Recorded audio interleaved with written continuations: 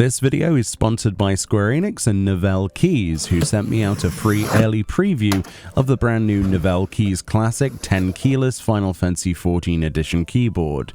This is something I've also pre-ordered, as I mentioned on a previous video myself, and in fact I will be gifting mine I bought to my girlfriend when it eventually arrives in the usual delivery schedule.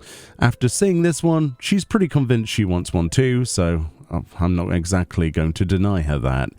Retailing for $195 without shipping, this pre-built custom keyboard features 22 job icon keycaps, 5 minion novelty keycaps, and a special vulnerability 16 keycap, as well as several other Final Fantasy themed keys with color coordination to match specific jobs for the spacebar and enter keys, etc.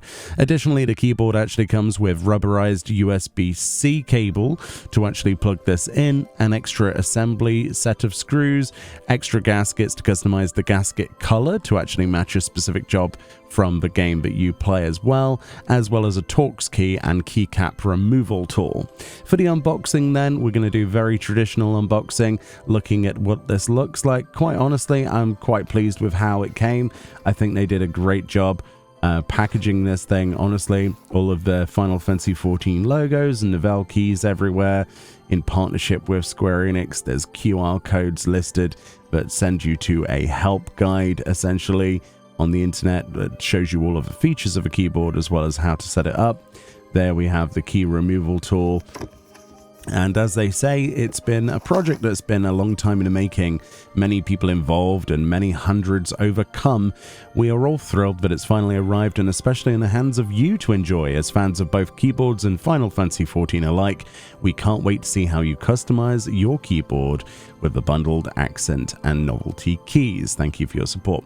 So essentially you have access to quite a good range of customization, but it comes pre-built, which is really nice for those of you who don't want to build it from the ground up. You could just plug this in and it would work, but it comes without any of the custom keycaps on, other than obviously having all of those Aorsian script letters and that beautiful font on those black keys there. So if you want it nice and minimalist, you totally could.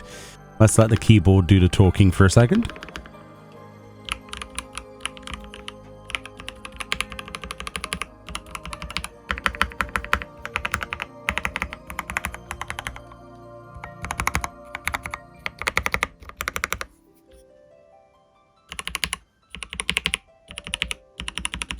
But hopefully that gave you a good demonstration of what it sounds like. Again, I'm using an iPhone's camera microphone, so you know it's going to probably sound a little bit different when you get it if you want this. We've got two other boxes though to look at. We've got the keyboard accessories box on the left here that's got our rubberized USB-C to A cable that plugs in. I quite like rubberized because it doesn't slip as much. And there's our second bag full of gaskets of different colors to match different jobs, as well as the Torx screws and all that, assembly screws, things like that. We also have the other box, which is full of keycaps, which I've laid out for you here so you can get a good idea of what they look like. We've got obviously ones for different roles. It does make me wonder if they're going to sell in the future updated ones, like when other jobs come out. It'd be nice to get like a wave 2 of keycaps. If you want to buy these separately, you can. You don't have to spend $195 if you don't want to. If you've already got a custom keyboard, you can just buy the keycaps off the website as well, which is pretty cool. We have different colors. Obviously, we've got Mentor and Sprout there. We've got the language keys, which are used on, if you're Japanese, for example, to change the characters on your keyboard to Japanese characters. And we also have minion icons there, as well as a MSQ icon and a vulnerability.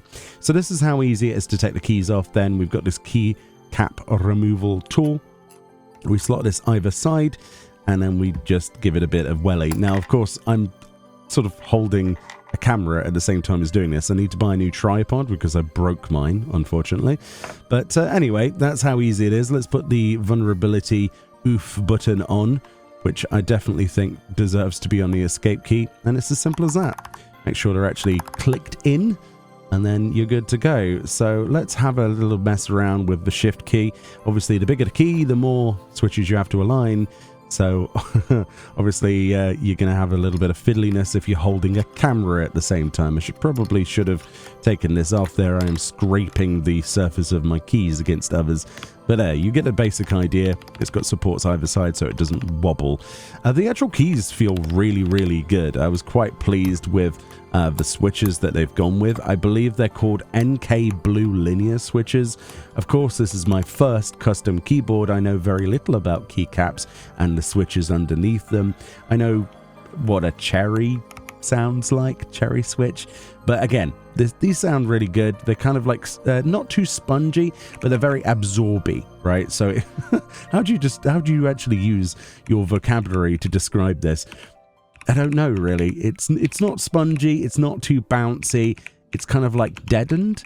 It's got this nice therapeutic feel to it as you press down. There's a space bar example as well I've seen other people do, where you basically see if you can hold one side and wiggle the other. No, it's got good support on it. So this is quite a very well-built keyboard, if I don't say so myself. I've played around on other people's, friends of mine who have got custom keyboards, and it seems to be the same sort of build quality. There's the USB-C cable then. Let's go light this thing up. And as you can see, I just plugged it into my laptop just to test it. And there's our lighting. That's the lighting I went with, which is the splash colors when you click it down. The key customization and colors then, all the lighting effects, etc., can be accessed from a free website app called Via, and essentially you can toggle through. I've found a button here. I've changed the page up button just temporarily to be a toggle for the lighting to demonstrate, but there is hundreds of different lighting profiles that you can use on this, and that's basically what it's looking like. Of course, we're in full daylight here at the time of recording, so you can't expect it to be too bright at the minute, but it's pretty good. I personally, not a massive fan of rainbow vomit happening all the time, so I'll probably go back to my splash toggles, which I think personally are a little bit cooler, especially if you're in a dark room. Or maybe you can also change the brightness of these things as well. Or you can just have static colors, or no colors at all if you'd rather, right? That's totally up to you. But I think this is absolutely wonderful, and it's definitely got me hooked on the idea of exploring other keycap options. Anyway, thank you so much to Square Enix for letting me have access to this one. Hopefully they gave it some kind of justice in terms of an early preview, and it's quite nice to hear those clicky noises.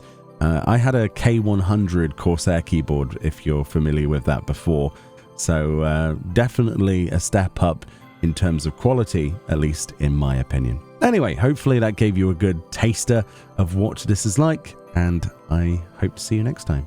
Bye bye.